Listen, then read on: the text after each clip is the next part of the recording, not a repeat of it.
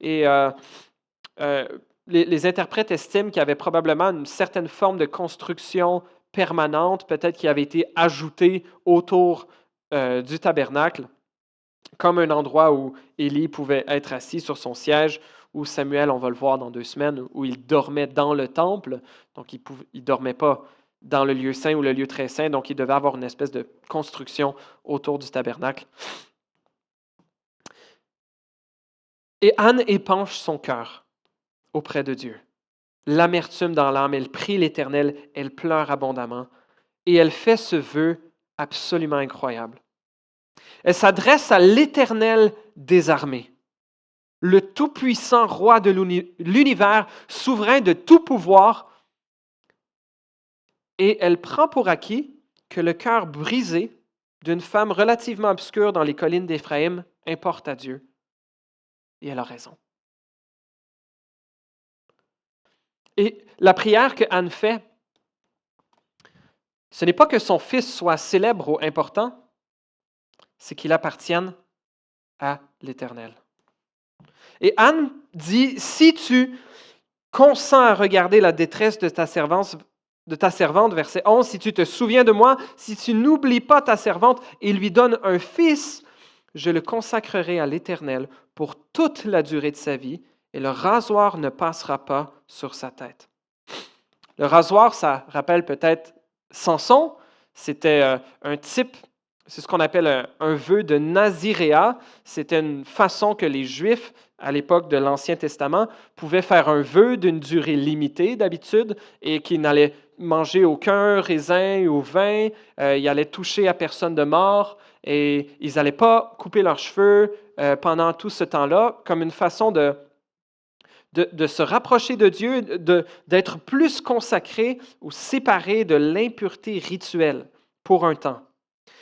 Et de la même façon que Samson avait été désigné par Dieu dès le ventre de sa mère, ici c'est Anne qui dit, si tu me donnes un fils, il te sera consacré pour toute sa vie et le rasoir ne passera pas sur sa tête. Elle fait cette prière incroyable. Elle demande à Dieu pour être capable de lui redonner.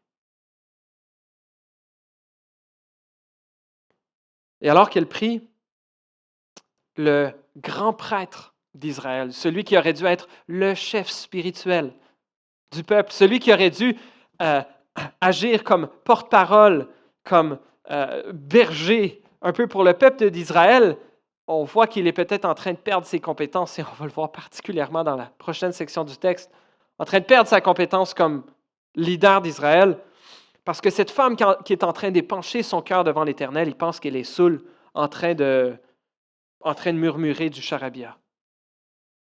Bon, à l'époque, et encore à plusieurs endroits, on ne prie pas juste dans notre cœur, comme parfois certains de nous, on nous a appris, ou la majorité de nos prières, on les fait dans nos cœurs, on ne dit rien à voix haute. Mais à l'époque, c'était peu commun. D'habitude, on priait à voix haute. Et si vous avez de la misère à prier, c'est une bonne façon s'aider à rester concentré que de prier à voix haute.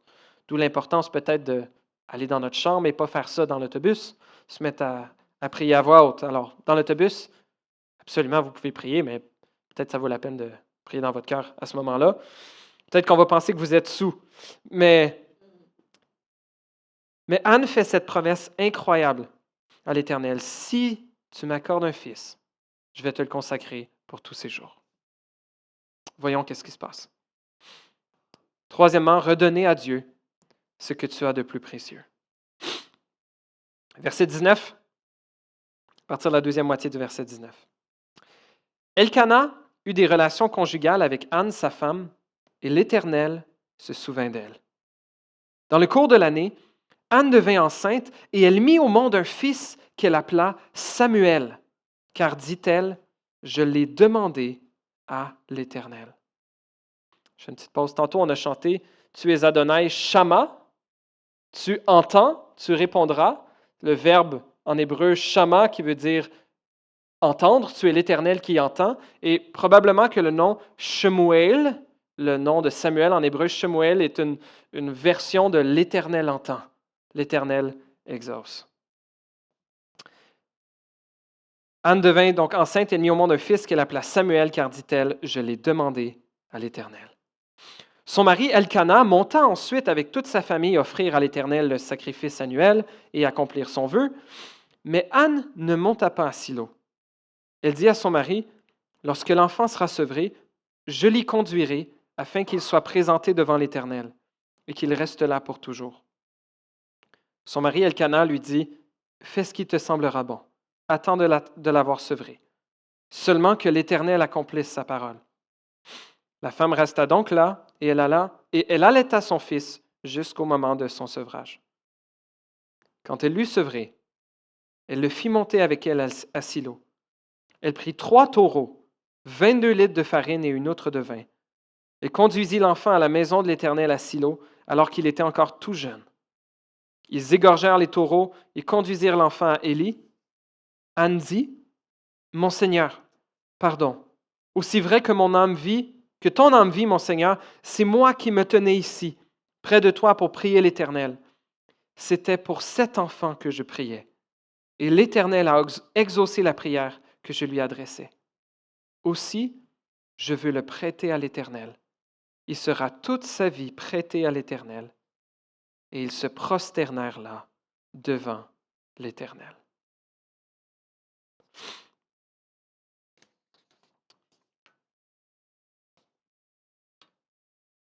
Lorsque j'entendais cette histoire étant enfant, ou même avant d'être parent moi-même, c'était une belle histoire. C'était une femme qui fait une promesse à Dieu et prière, promesse et que Dieu l'exauce. Et ensuite, elle fait ce qu'elle avait promis. Mais lorsque j'ai relu ce texte dans les dernières années, étant moi-même papa, je peux un petit peu m'imaginer, et peut-être que peut-être que je projette mes propres sentiments dans le cœur d'Anne, mais j'imagine qu'elle a dû avoir le cœur bien tordu pendant des années à vouloir avoir des enfants. Avoir prié Dieu, supplié Dieu pour avoir un fils, pour avoir des enfants. Et Dieu entend sa prière. Oh, elle est enceinte. Elle va avoir un fils. Ah, mais je l'ai promis à l'Éternel. Et là, il naît. Et là, c'est son bébé. Et là, elle l'allaite. Et c'est son petit bébé à elle. Et l'autre, elle en a plein des enfants. Elle n'en a rien qu'un. Mais je l'ai promis à l'Éternel. Et je ne sais pas, peut-être qu'il y a eu grosse lutte interne à savoir, oh boy, j'aurais peut-être pas dû faire cette promesse-là, j'aurais peut-être juste dire, Seigneur, s'il te plaît, donne-moi un fils. Et si tu... Oui, non, donne-moi un fils, s'il vous plaît. Mais elle avait fait cette promesse à l'Éternel. Elle avait demandé ce qu'il y aurait de plus précieux pour elle, pour être prêt à le redonner à Dieu. Donne-moi, s'il te plaît, ô Dieu, ce qu'il y a de plus précieux, ce qui aurait de plus précieux pour moi, afin que je te le redonne. Chers amis, peut-être que tu as demandé quelque chose de précieux à l'Éternel qu'il te l'a donné. Ou peut-être que Dieu t'a donné des choses très précieuses pour toi. Est-ce que tu es prêt à garder ces bénédictions, comme on dit, la main ouverte? Prêt à ce que Dieu vienne les reprendre de ta main? Ou est-ce que ta main est fermée? Est-ce que c'est non, Seigneur? Tu peux toucher à ça, ça, ça, mais pas à ça. Qu'as-tu que tu n'aies reçu? Nous dit Paul. Qu'as-tu qui n'est pas un don, un cadeau de Dieu? Ton intelligence, tes capacités, ton influence, ta famille, ton argent, tes possessions. Qu'as-tu que tu n'aies reçu? Chers amis, je trouve qu'Anne est un modèle incroyable d'avoir été prêt à redonner à l'Éternel ce qu'elle avait de plus précieux. Honorant sa promesse et sachant que son plus grand désir pour son fils n'était pas qu'il soit à elle, mais qu'il appartienne à l'Éternel. Chers amis, une dernière réflexion ici dans ce point-ci, c'est qu'est-ce que nous voulons le plus pour nos enfants? Anne ne demandait pas que son enfant soit célèbre ou que son enfant soit important, pourvu qu'il appartienne à l'Éternel. C'est quelque chose qui ne nous appartient pas pleinement. Nos enfants ont leur propre choix. Ils ont leur propre décision à faire. Et ça dépend aussi de la souveraineté de Dieu dans l'élection et l'appel. Mes chers amis, plus que de bien performer à l'école, plus que de bien performer dans les sports, dans la danse, dans les arts, dans la politique étudiante, peu importe, pourvu que nos enfants appartiennent à l'Éternel. Voilà leur plus grand besoin. Voilà quelle devrait être notre plus grande prière, qui ait des répercussions dans nos plus grandes priorités comme famille. Quatrièmement, on voit le cantique d'Anne dans lequel Dieu règne. On appelle un cantique. Il n'y a rien dans le texte qui dit que c'est un cantique, mais le style d'écriture de cette prière d'Anne ressemble beaucoup à un psaume, et donc voilà pourquoi on l'appelle le cantique de Anne. Et ces 11 versets, 10 versets, ressemblent beaucoup à une prière de David qu'on retrouve à la fin de 2 Samuel. Non, dans l'autre sens, on lit de gauche à droite en français. Donc, pour vous. Donc, ici, au début de 1 Samuel, il y a ce cantique d'Anne qui ressemble beaucoup à une prière de David qu'on trouve dans 2 Samuel 22, qui est presque à la fin. Il y a 24 chapitres à 2 Samuel. Et ces deux prières forment un genre d'encadrement littéraire, une inclusion, un peu comme des serre-livres qu'on met des deux côtés, qui nous montrent certains thèmes important qu'on va voir dans le livre de Samuel. Il y a des expressions qui reviennent. L'Éternel comme rocher, corne ou force, salut, comment Dieu exalte les humbles et humilie les orgueilleux, et comment il va faire venir son Messie. Des thèmes qu'on va voir à travers le livre de Samuel. Et le thème principal du chant d'Anne est la louange à Dieu pour le renversement salvateur qu'il opère en rendant féconde la stérile, montrant ainsi sa capacité ultime à renverser la malédiction du péché qui rend le monde stérile. On va le lire ensemble rapidement, puis je vais regarder si j'ai quelques commentaires supplémentaires. Le cantique d'Anne, j'ai appelé Dieu règne. Anne fit cette prière. Mon cœur se réjouit en l'Éternel. Ma force a été relevée par l'Éternel. Ma bouche s'est ouverte contre mes ennemis, car je me réjouis de ton secours. Personne n'est saint comme l'Éternel.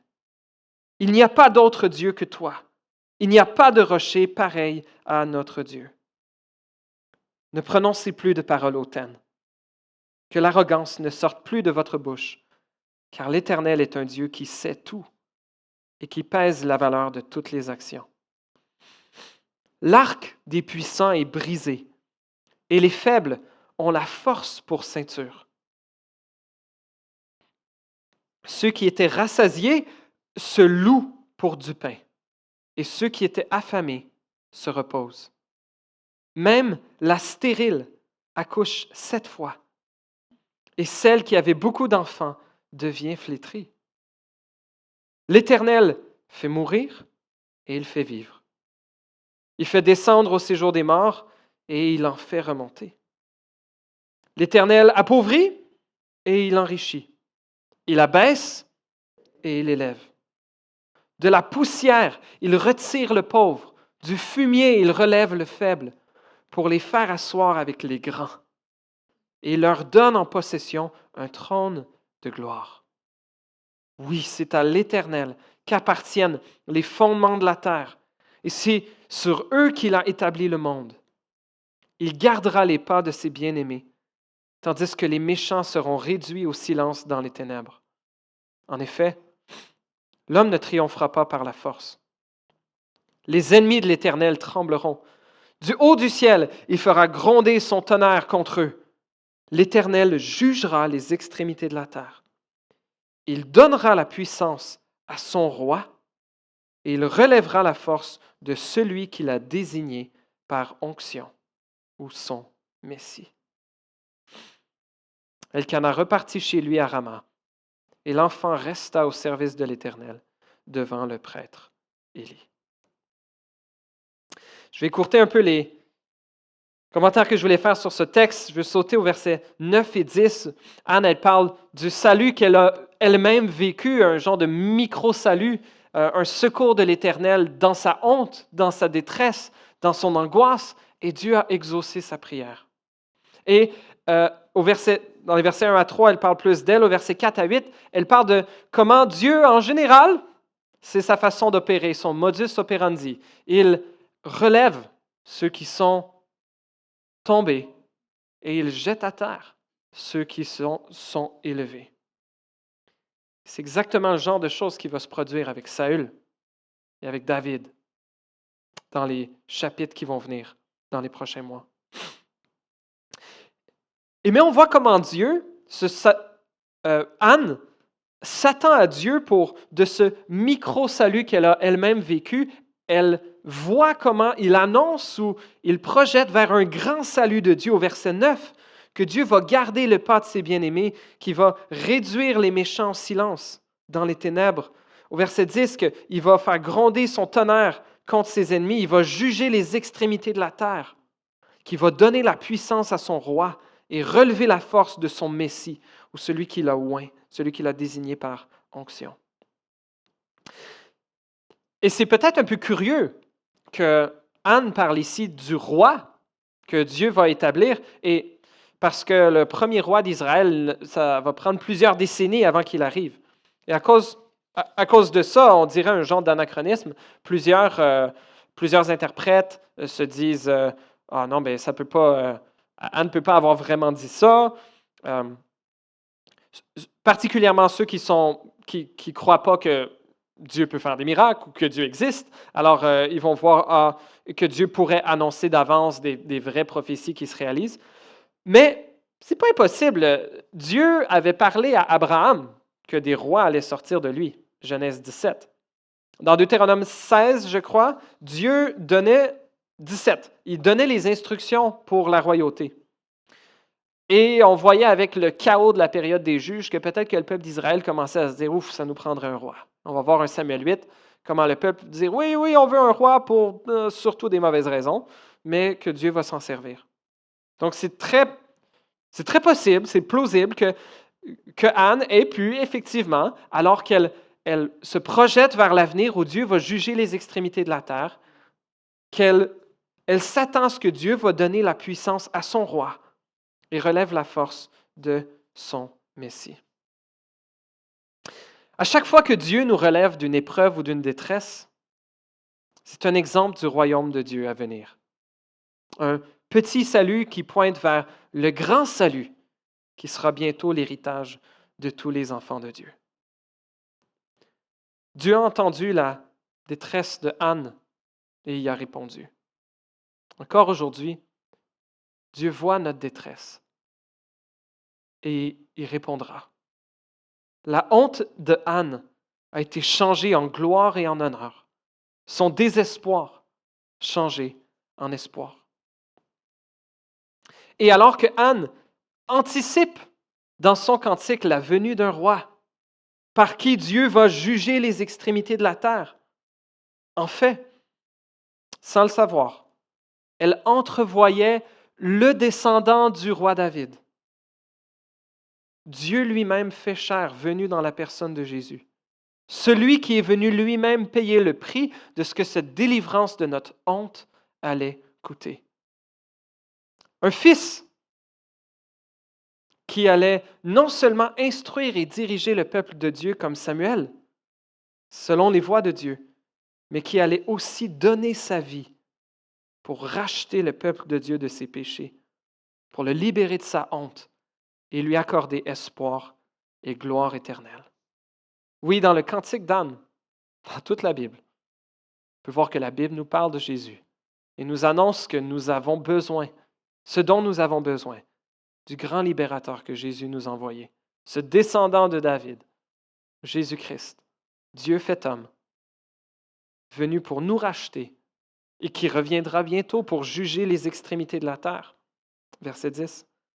En attendant, faisons connaître son grand salut, équipé par son esprit qui allait équiper les disciples à l'époque de Jésus et tous ceux qui suivront, nous inclus, à faire connaître cette bonne nouvelle en Judée, à Jérusalem, en Judée, en Samarie et, même expression, jusqu'aux extrémités de la terre, commençant par chez nous. Prions. Seigneur notre Dieu, merci parce que tu es celui qui entend la voix de nos larmes, qu'elles sont comptées dans ton outre, Seigneur, que tu vois la détresse de chacun ici. Que ce soit une détresse profonde présente ou une détresse passée ou une détresse qui est peut-être à venir. Seigneur, aide-nous à nous tourner vers toi. Aide-nous à épancher nos cœurs en toi et non pas vers toutes sortes de faux artifices de faux sauveurs. Aide-nous, ô Dieu, à être prêts à te redonner ce que nous avons de plus précieux. Sachant, Seigneur, que c'est ce que tu as été prêt à faire pour nous, en nous donnant ton Fils, pour notre rachat, pour notre salut, pour couvrir notre honte et nos péchés. Et gloire à toi, Seigneur. Aide-nous à marcher dans les traces, dans les pas de Anne, notre grand-mère dans la foi, Seigneur, et particulièrement dans les pas de ton Fils Jésus, notre Sauveur, dans le nom duquel nous te prions. Amen.